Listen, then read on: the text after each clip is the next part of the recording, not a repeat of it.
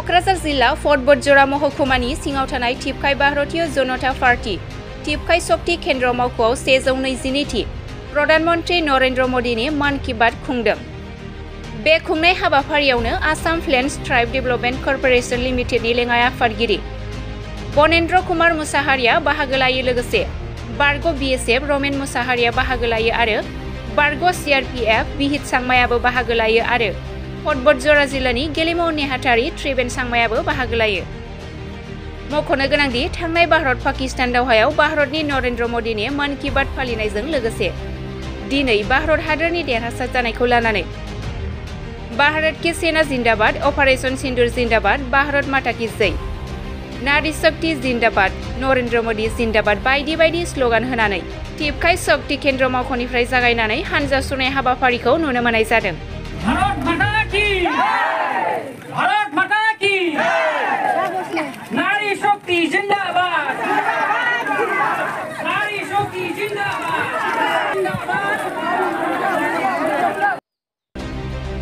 बे हाबाफारियावनो बाहागो लानानै Assam plains tribe development corporation लिमिटेडनि लेङाइ आफादगिरि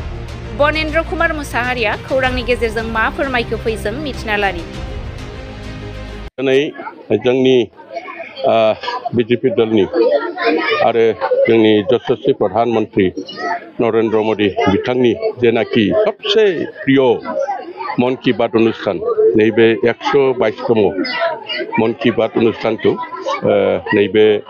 टिपकाइ शक्ति केन्द्रनि सिङाव थानाय 6टा जेनाखि जोंहा बुथ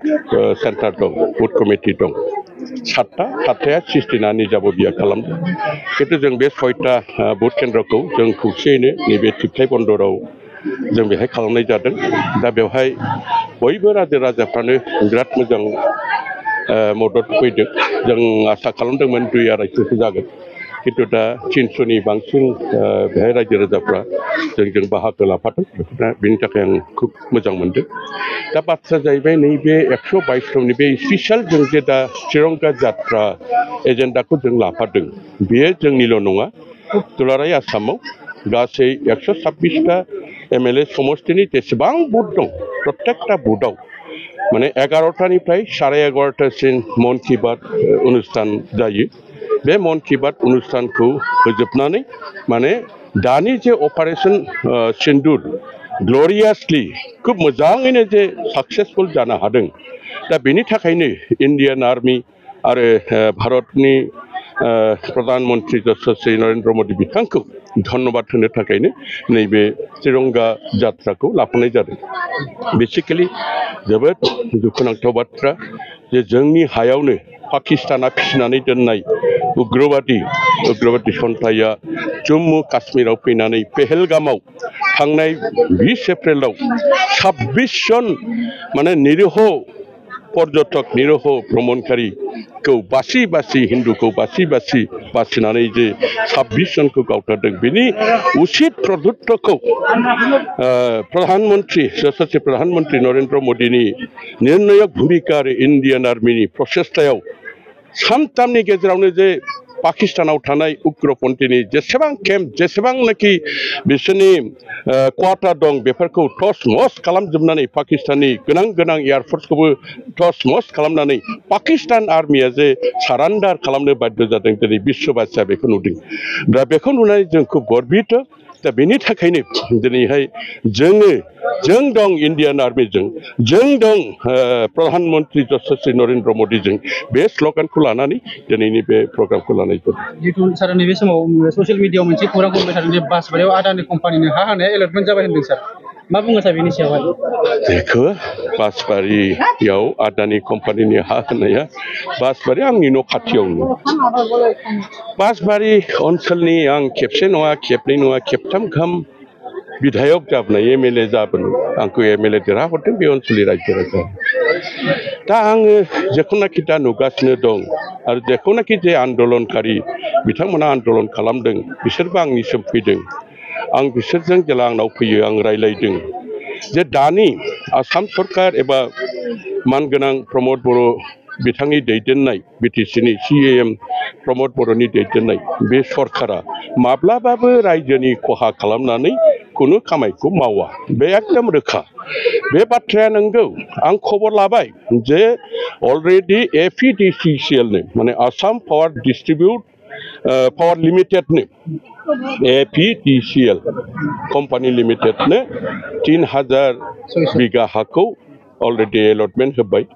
आरो 600 बिगासो नांदेरबावगौ ओरैबादि सानदों दा बेवहाय खुनु आदानिनो होआखै APDCL लिमिटेडनो बेखौ होनाय जादों दा बाथ्राया जाहैदों जों खोनादों जे गामिनि न' थांफायो गायग्रा हा थाङो बिदि थांबाथ' जानो हाया दा खोनानाय आरो आसल रेकर्ड बे रेकर्डआव माने दासिमबो सঠিक भाबै बेखौ नुनाय जायाखै खिन्थु आं मिन्थिनो मोन्दों आं सार्केल अफिसारजों रायज्लायनाय मथे खुनु रावनिबो न'खरसेबो थाङा खुनु दब्लायसेबो गायग्रा हाया बेवहाय थाङा इभेन जों ट्राइबेल जनगोष्ठीनि मानसिफ्रा जों बिसेसकरि ट्राइबेलफ्रा जों हाग्रा बंग्रायाव थाग्रा जोंहा परिचयानो हाग्रायाव थानाय गतिके जोंनि बे फारसे लक्ष्य खालामनानै बे APDCL जेरावनाखि माने बे पावार प्रजेक्ट थार्माल पावार प्रजेक्ट जेरावनाखि जानो नागिरदों बे जानो नागिरनाय एलेकायाव खमसे खम भिलेज बाउन्डारि हिसाबै माखासे हाग्रा ओनसोलखौबो दाननानै होफालांगोन बे रोखोमनि बाथ्राखौसो आं खोनानो मोन्दों एबा सार्केल अफिसारा जोंनो फोरमायनानै होदों दा बाथ्राया जाहैबाय जाय बिथांमोनहा दा बेखौ लानानै एसे दुखु मोननाय फोरमायदों बा नंगौबो जोंनि न'नि